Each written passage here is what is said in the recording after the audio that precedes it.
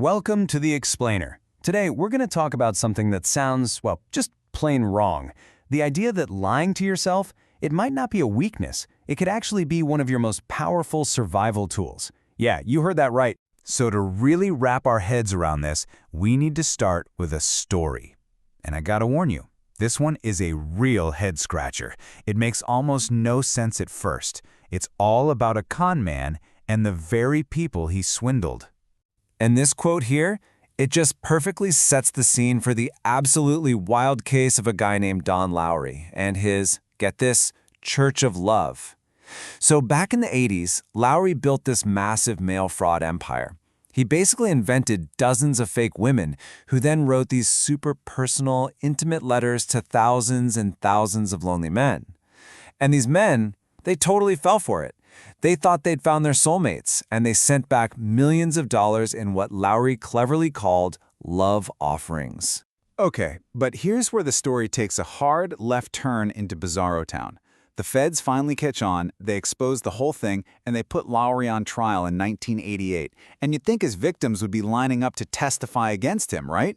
Nope. Just the opposite. They swarmed the courthouse to defend the guy. Some of them were even saying his letters saved their lives, pulled them back from addiction, loneliness, even suicide. So that's the big mystery here, isn't it? Why would people, staring the truth right in the face, fight so hard to keep the lie alive? Well, to figure that out, we've got to dig into what our brains are actually for. Yeah, it turns out our brain's number one job, well, it's probably not what you think it is.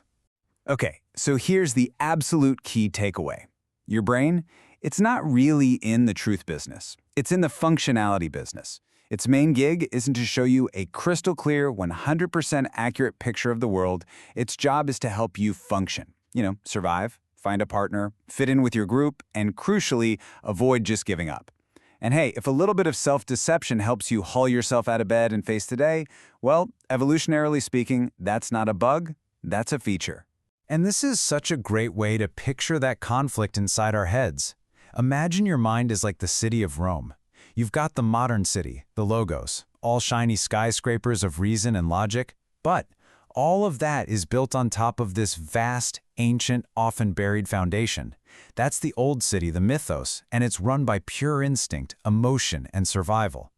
The problem is, the new city, our rational brain, often pretends that old foundation isn't even there. And that's exactly why just throwing facts at a deeply held belief almost never works. It's like trying to topple a skyscraper by just yelling at it. You're completely ignoring the foundation it's built on. All right, so let's bring this down to earth.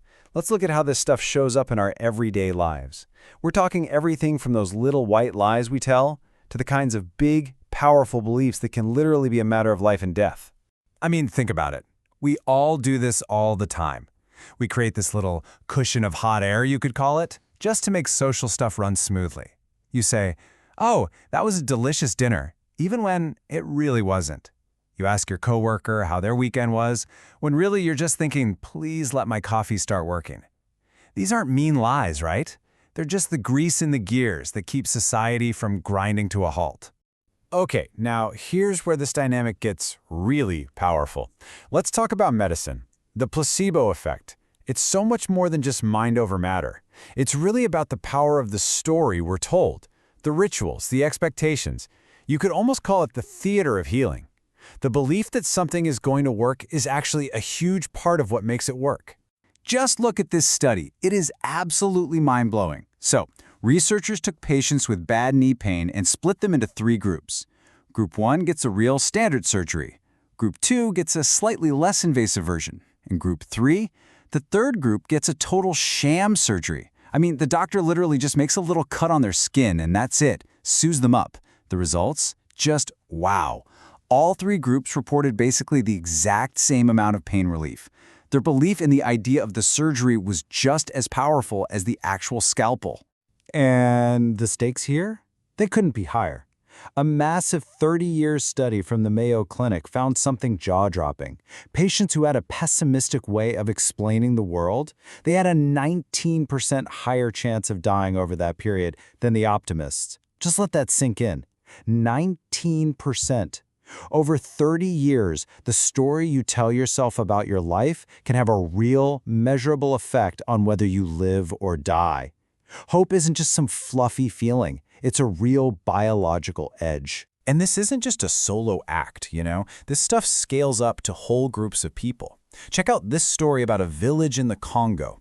They were being terrorized by militants, completely outgunned, basically facing extinction. So what happens? An elder comes up with a bulletproofing ritual. Now, was it real? Did it actually stop bullets? Of course not. But the belief that they were invincible, that gave the villagers the courage to actually fight back. And that courage totally changed the reality of the situation. It shocked the militants who ended up retreating. That lie, that delusion, it saved them. So, okay, if a useful delusion can save a whole village, what about one that can create an entire nation? Let's zoom way, way out and look at the biggest scale of all. There's this fantastic concept from political scientist Benedict Anderson called the imagined community. And his whole point was that a nation, it isn't really the land or the government. It's a shared story. It's this idea that millions of people, most of whom will never, ever meet, all believe they belong to the same group. They're connected by these shared myths, symbols, and a story about their past. And this quote from Yuval Noah Harari just hits the nail on the head. These shared stories, these collective fictions, they're like the operating system for society. They are the reason millions of total strangers are willing to cooperate, to pay taxes, follow the same laws, and even risk their lives for each other.